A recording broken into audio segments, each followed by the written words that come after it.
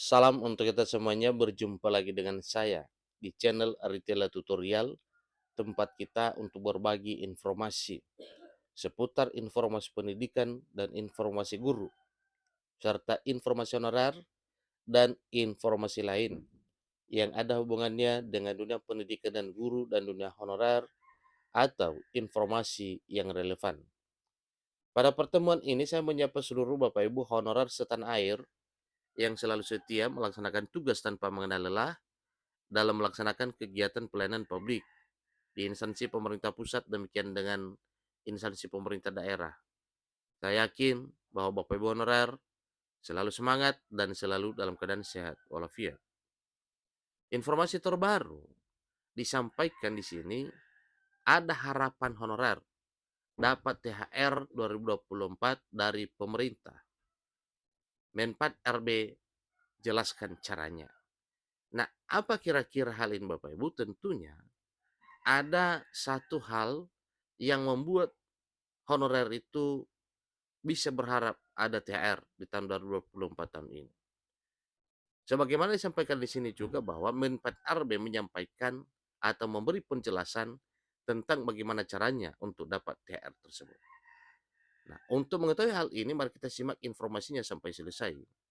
Dan bagi Bapak Ibu yang sedang menonton, demikian, dan Bapak Ibu yang mungkin baru menemukan informasi melalui channel ini, dukung channel ini dengan cara like dan subscribe, share, dan komen. Serta nyalakan tombol notifikasinya supaya semua informasi yang disalurkan melalui channel ini selalu update di layar Bapak Ibu. Tanpa basa-basi lagi, langsung saja pada informasinya. Lengkongayobanung.com memuat satu informasi penting terkait dengan apa yang diharapkan oleh honorer menjelang pencairan tunjangan hari raya di bulan Maret atau paling lama April 2024 ini. Disampaikan bahwa seluruh tenaga honorer berharap mendapatkan tunjangan hari raya atau THR pada tahun 2024 ini. Sayangnya pemerintah memastikan tidak ada THR bagi tenaga honorer karena hanya diperuntukkan aparatur negara. Kabar baiknya, Menteri Penanggulangan Aparatur Negara dan Reformasi Birokrasi, dalam hal ini Menpan RB Abdullah Azwar Anas, menjelaskan ada cara agar tenaga honorer menerima tunjangan hari raya atau THR. Nah sekarang Bapak Ibu, cara ini yang perlu kita ketahui. Apa yang harus ditempuh oleh para honorer sehingga nantinya bisa mendapatkan tunjangan hari raya atau THR sebagaimana yang disampaikan oleh Menpan RB Abdullah Azwar Anas. Sebelumnya, Menteri Penanggulangan Aparatur Negara dan Reformasi Birokrasi Menpan RB Abdullah Azwar Anas mengadakan konferensi pers tentang pencairan tunjangan hari raya atau THR 2024 pada Jumat 15 Maret 2024. Pada konferensi tersebut disampaikan bahwa penerima THR tahun ini hanya mencakup PNS, calon PNS, dan P3K. Bagi honorer yang belum terangkat menjadi P3K, mereka sangat disayangkan tidak akan menerima THR. Menurut Menteri Pan RB, honorer baru berhak menerima THR apabila telah diangkat menjadi P3K atau mungkin CPNS Bapak Ibu ya. Dan bahkan itu pun apakah SK atau tanggal SK atau SK SPMT-nya masih bisa memenuhi untuk dapat THR. Kalau memenuhi Bapak Ibu tentunya ya semua bisa berhak mendapatkan THR. Dengan demikian nasib honorer terkait dengan THR tahun ini tergantung pada status kepegawaian negara. Lebih lanjut, Menteri Pan RB Abdullah Azwar Anas mengungkapkan bahwa pemerintah membuka peluang luas bagi tenaga honorer atau non-ASN untuk menjadi pegawai pemerintah dan perjanjian kerja atau P3K. Seleksi P3K menjadi fokus utama pemerintah untuk melakukan penataan pegawai non-ASN di instansi pemerintah dengan harapan adanya perubahan positif bagi kemajuan aparatur sipil negara. Kepala PLT Badan Kepegawaian Negara atau dalam hal ini Bapak Ibu PLT Kepala BKN Harmoyo Dwi Putranto menyampaikan bahwa setelah disahkannya Undang-Undang Nomor 20 Tahun 2023 tentang aparatur sipil negara, pengangkatan tenaga honorer oleh pejabat pembina kepegawaian atau PPK dilarang. Dalam arti tidak diperkenankan untuk pengangkatan honorer sembarangan.